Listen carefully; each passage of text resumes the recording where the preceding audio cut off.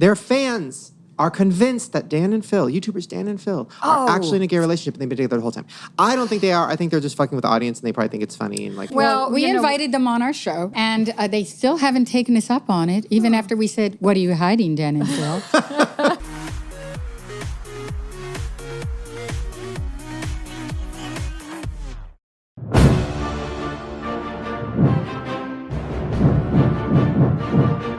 Hi, we're the Psychic Twins. I'm Terry. And I'm Linda. And we're with Shane. I am so excited. I got my tea. I'm ready. This is my favorite subject of all time. You guys know this. Yes. You guys love this. UFOs, aliens. Fuck me up. I'm ready. Spilling the tea on We the are alien. too. We're so excited because we love UFOs. Sorry, I just thought of an idea. Okay. We're spilling the ET. Okay, Oh, I'll leave. I love it. I love that. I'll phone home. Scotty. Okay. Okay, well, you know, there are so many documented cases of UFOs, and the government covers them up more than they do our predictions, I swear to God. UFOs, honestly, have the ability to materialize and dematerialize at will, Shane, and they're very, very, you know, ancient. These beings, some of these alien civilizations have advanced technology and propulsion technology that is, it's like thousands, if not millions of years ahead of ours. Well, okay, yes, and I was going to ask you guys about this because I just watched this documentary the other night, and it was amazing. It's called Unacknowledged. This is not promoted. I wish it was. But they were talking about that, and they said that the government has the technology from these UFOs, like they have it, but they will never release it because basically the way a UFO works is it vacuums up the energy, because there's energy all around us, to propel itself, right? Yeah. So if the government gave us that technology, we wouldn't have to pay for electricity, we wouldn't have to get gas for our cars, we wouldn't have to, you know, charge our cell phones, everything would be powered by this vacuum. But if we did that, like, all the industries would go out of business, and all the people in charge of the world would lose money. Just as an aside, we had a very, very good friend from high school who dated a guy who worked at the CIA, and he saw a frozen alien. Yeah, he told her that Yes. many years ago. And I forgot that story until like this week. But Oh yeah, they have frozen aliens. What they say it look like? I don't know. It probably looks like Alien Autopsy. Did you ever see that documentary? Yes. Well, that's another thing that I learned. So Marilyn Monroe. So supposedly, Marilyn Monroe was murdered by the CIA because she had found out some shit about aliens and the government and all this stuff when she was having sex with Kennedy. Right. And supposedly in the FBI statement, it says that he took her to Area 51 and had sex with her, and she saw the aliens. Is that documented, honestly? I honestly do not believe that bullshit. I don't believe that. She saw, she probably fucked an alien. I have a rich Sicilian. Yeah, that just is so far-fetched. I'm sorry, Shane. But aliens have been spotted in China and France, Turkey, Mexico, Canada, all over the world. All over the world. Millions and millions of reports. And the government tries to cover up all of it and call it weather balloons or, oh, it was just sparked by a lighthouse fire or something like that. There are so many reports. We wanted to list some of the ones of the major sightings and not cover all of them, obviously. There's like 7 or 8 maybe that we'll cover. In 1950, Nick Mariano was a minor league baseball manager who was in Montana, and he saw 2 very, very bright lights in the sky, and the U.S. Air Force covered it up. He even had photos, and the government removed the photos. Well, there was footage. There was actual footage of spinning discs that they took out. They actually removed it and said nothing to see here, folks. And in March 13th, 1997, this is really big, the Phoenix Lights, you guys. There were 6 amber lights in a row, and it was a UFO a mile wide. Literally a mile wide. And 10,000 witnesses, by the way, saw the Phoenix Lights, and again, a cover-up. It was the single most spectacular sighting ever. How did they cover that up? Like, what did they say that was? They say weather balloon usually. What the fuck is a weather balloon?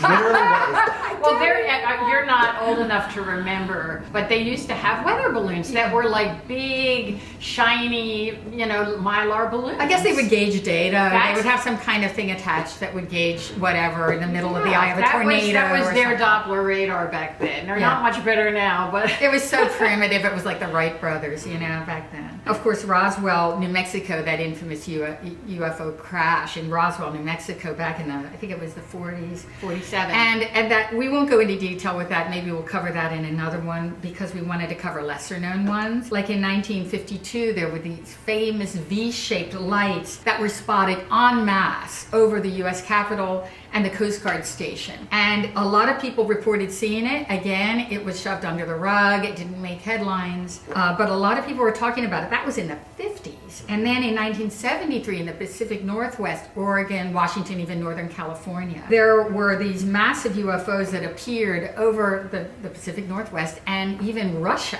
was monitoring that occurrence. Well, in 1961, it's called the Trans-en-Provence sighting, and this was, of course, in France. It was the most carefully documented sighting of all time, supposedly. A farmer saw a small craft drop out of the sky, literally, and it left this, metallic substance and a scorched mark in the dirt, and of course, that I think was also covered up by their government. Of course it was. So there's this other theory about aliens, and supposedly the theory is that aliens are not hostile. They do not want to fuck. They are actually afraid of us and what we're going to do with nuclear war and all these things. Like, they're afraid we're going to fuck up, the universe. But also, supposedly, they've tried to make contact plenty of times, being like, hey guys, here's technology, you need to stop this, whatever. But our government wants to paint them in a very scary light, right, so that we won't try to make contact. I think part of that's true, Shane. I think there are malevolent and benevolent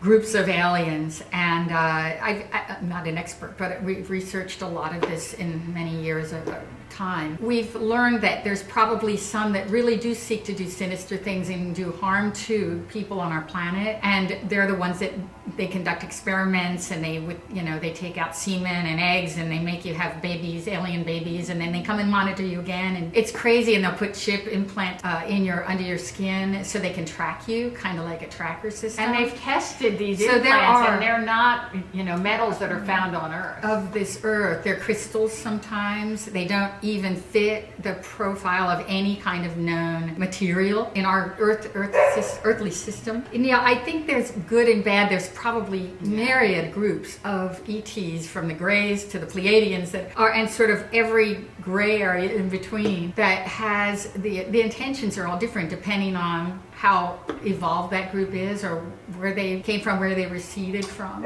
Supposedly, so I was reading quotes about this when I was looking up stuff for a video, and I forgot which president it was. It might have been Roosevelt. I don't remember which president it was, but they said, very specifically, they said, the next war will be an intergalactic one. Like, they think it's going to be a world's war. Do you think that's possible? Not in our time period. No. Not for many. Not for hundreds. No, not possible. And do you think if that happens, that would bring the world together? Or do you think that would fuck us up even more? I think it would fuck us up even more. I think it would destroy our There's Earth, no probably. way we are up to their technology. They are just so light years ahead in terms of technology, and as we said, propulsion technology, anti-gravity. They can materialize and dematerialize. We're thousands of years away from being able to do that. I just wanted to mention one more big incident that happened in Suffolk, England. It's called the Rendlesham incident, and it was in 1980. And there was this mass sightings of UFOs they call it Britain's Roswell. It was seen by scores of people, and there were nuclear facilities near there, by the way, and aliens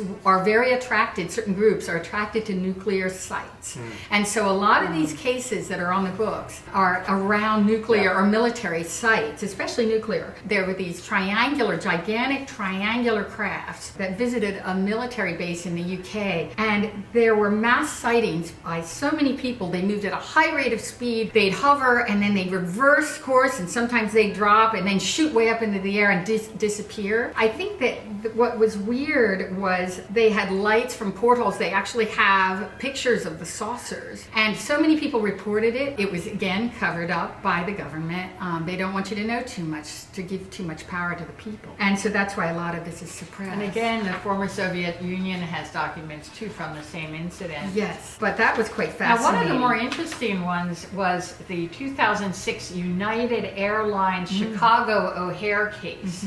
And that's when many employees from United Airlines saw this this, and it was a craft hovering for 2 minutes, and it shot up into the sky, and it literally left a blue hole in the clouds, and many airline employees saw it. FAA, for no reason at all, declined to investigate it. Again, government cover-up. In 2010, Newfoundland, there were 3 objects that flew out of the ocean simultaneously, and there were many people that saw this in Newfoundland. And there was one in Brazil too. Yes, well, that was interesting because this 77. craft literally attacked 35 people who had radiation burns. This was in 1977 in Brazil. It was called Operation Saucer, which was the code name. What are they going to do when a sighting happens, like, in New York, where, like, 1 million people see it? Like, how are they going to cover that up? They won't be able. They won't be There's able too to. many. Well, there's too much social media now that would cover it instantly, and it wouldn't be possible the way it would be to cover up years ago, decades ago. They didn't have, everyone has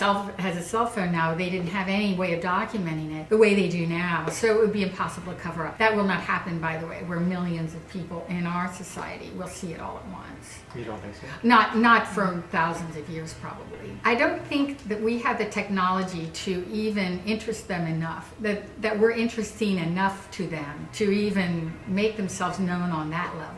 We're going to see isolated cases for sure. It's funny, Ronald Reagan saw a sighting in Sonoma, California many years ago. I thought it was in the early 2000s, but I'm not sure. And then he developed, I'm not sure when this happened, but he developed something called the Star Wars program to investigate. So Reagan was also very interested because he had seen some UFOs. And what about the Warminster incident? Oh, the Warminster incident. That was they called it the Warminster thing, and that was in England. It was so well reported. These flocks of UFOs appeared. They even had made these strange, loud sounds and eerie noises that killed flocks of birds and stopped cars. And it went on for quite a while, and it was extremely interesting paranormal stuff. Yeah. The most interesting case in the UK, I think. Speaking of birds, maybe you guys will have some insight on this. I have been having birds fly up to my windows and peck the glass to try to get into me. What does that mean? Oh my gosh, I can't believe it. As I was parking out front of your house, a bird almost landed right on my head. She told me. You have the craziest birds around here. What does that mean? Does it mean, do they sense something? Am I a demon? I think I think they just like your No, you're not cologne or your aftershave. No, they are very psychic. Animals are very psychic, and I think birds are. So I think they're drawn to your energy, Shane. Scary. So what do you guys think is going to be the next big UFO sighting? Oh wow! And do you think it's going to happen to where people are actually going to see it, like Snapchatting it, social media? Oh yeah, definitely. It's probably going to happen this year. Yeah. My guess would be it would be in the U.S. Yeah. They aren't so drawn to like cities. They tend to be more in remote or rural regions, deserts. You hear a lot of people, my friends in Arizona, are always seeing UFOs. Yeah. Well, guys, I think if you have ever had any UFO sightings, you should leave down in the comments below. Tell your story. Yes. I want to hear it. We want to hear where you've seen it. What have you seen? Did you report it? What was the reaction? Did you tell your friends? The truth is out there. And it's Truth right is here. right here. You guys, we're so excited. We have our 4th book coming out. It's called You Can't Fix Stupid. Yeah, Psychic Tips to Idiot-Proof Your Life. It's a Kindle book. It's available May 19th, the day our podcast with Shane airs on Fullscreen. And so make sure you see that. everybody to go buy it and help us have another #1 bestseller. And we'll see you in the future.